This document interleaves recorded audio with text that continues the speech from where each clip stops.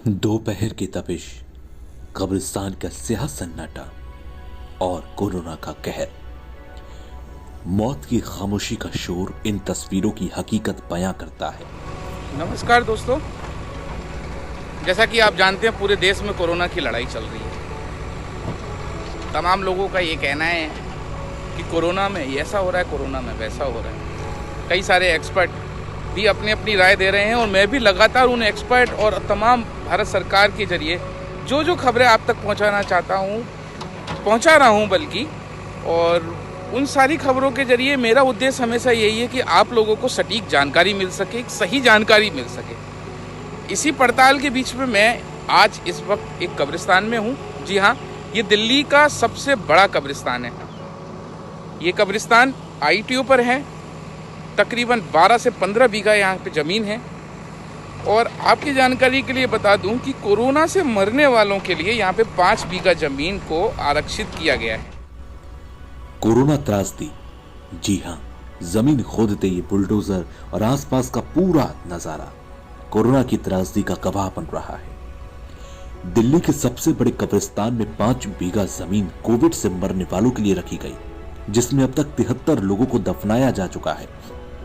यहां 9 महीने से लेकर 85 साल तक की कब्र है, लेकिन अब यह जमीन भी कोविड से हो रही मौतों के चलते भरती जा रही है। आज हम आपको बताने वाले हैं कि कोरोना से जितने भी लोगों की डेथ हुई है उन लोगों को ITO दिल्ली के सबसे बड़ा जो कब्रिस्तान है वहाँ पे उनको सुपुर्द खाक किया जा रहा है। यहाँ के जो मैनेजमेंट वाले हैं उन लोगों का ये कहना है कि अभी तक कुल 71 बॉडी जो है दफनाई गई हैं। 2 बॉडी अभी और आने वाली हैं। अस्पतालों से जितने भी केस यहाँ पे आ रहे हैं उन सबको कोविड मैनेजमेंट के तहत ही भेजा जा रहा है। इनका कहना ये है कि किसी भी व्यक्ति में अगर थोड़ा सा भी सिम्टम्स उनको पता चल रहा है और उसकी डेथ हो गई है तो उसको कोविड मैनेजमेंट के तहत ही यहाँ भेजा जा रहा है। उसको उसी तरीके से पॉलीथीन में पैक किया जा रहा है, फैमिली वालों से मिलने नहीं दिया जा रहा है, हेल्थ वर्कर ही उसको एम्बुलेंस में लेके आ रहे हैं। आंकड़ों के मुताबिक 45 एकड़ में कब्रिस्तान की 5 में से 3 बीघा जमीन भर चुकी है। 2 मई से लेकर 6 मई तक यहां 9 शवों को दफनाया जा चुका है। हालांकि सरकारी आंकड़ा कोरोना से मरने वालों का 64 है। सुपरवाइजर शमीम के मुताबिक एक शव को दफनाने में 6000 रुपए बुलडोजर का खर्च आता है। अगर कोई गरीब होता है तो उसका कोई चार्ज नहीं लिया जाता। आप मेरे जस्ट पीछे देख सकते हैं, ये बुलडोजर चल रही है। अभी हाल ही में मुझे पता चला है कि 2 लोगों की डेड बॉडी यहाँ आने वाली है। उनके अंतिम संस्कार की यहाँ पे तैयारी चल रही है। आप ये देख सकते हैं कि ये पूरी ज़मीन में से आधी से ज़्यादा ज़मीन भर चुकी है। ये जितनी भी मेरे पीछे सारी कब्र हैं, 71 कब्र अब तक यहाँ पे हो चुकी हैं। 2 अभी आ रही हैं, यानी टोटल 73। आप देख सकते हैं इसके ठीक सामने खाली कितनी जगह बची है। आप खुद ही अंदाज़ा लगा लीजिए कितनी जगह है। बड़े दुखद जानकारियां भी मुझे इसमें मिल रही हैं। यहाँ बुकिंग चल रही है। किसी के फैमिली का मेंबर अस्पताल में भर्ती है, ICU में है। डॉक्टर ने उसको मना कर दिया है, उसको जवाब दे दिया है। डॉक्टर ने उसको जवाब दे दिया है और ये कहा है कि अब इनके साथ कुछ नहीं हो सकता। इनको कोरोना है, किडनी लिवर सब फेल हैं, इन्हें बचाया नहीं जा सकता।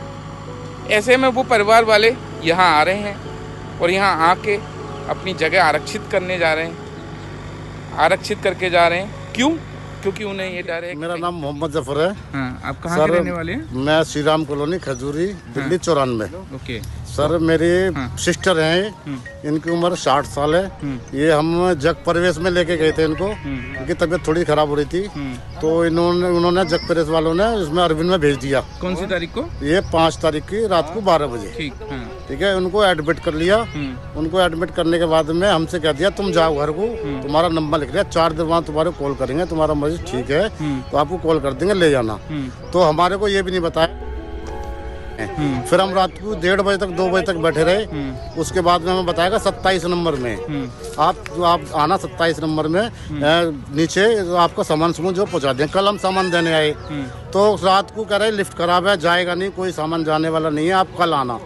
हम रात को 12 बजे तक बैठे रहे, तो लिफ्ट हमारा सामान नहीं गया।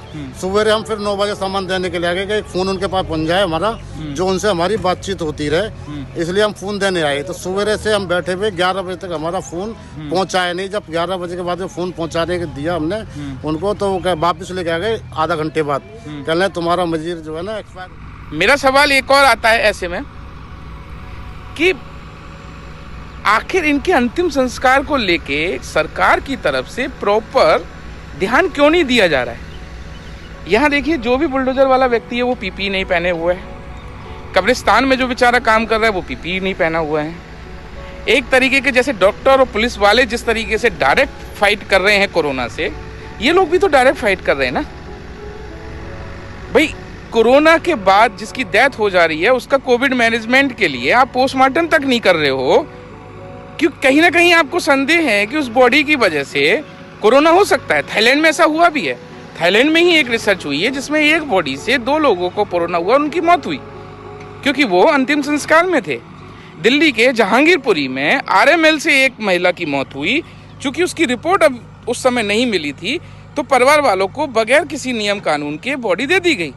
उसका खामियाजा ये हुआ कि अभी तक 100 से ज़्यादा लोग पॉजिटिव हो गए जो अंतिम संस्कार में शामिल थे। ठीक इसी तरीके से सोनीपत के हरियाणा का सब इंस्पेक्टर, उनकी महाराजा अग्रसेन हॉस्पिटल में मौत हुई थी, उनकी बॉडी को भी बगैर मैनेजमेंट के भेज दिया गया। आज उनका लड़का ICU में भर्ती है, कल्पना चावला मेडिकल कॉलेज सोनीपत में।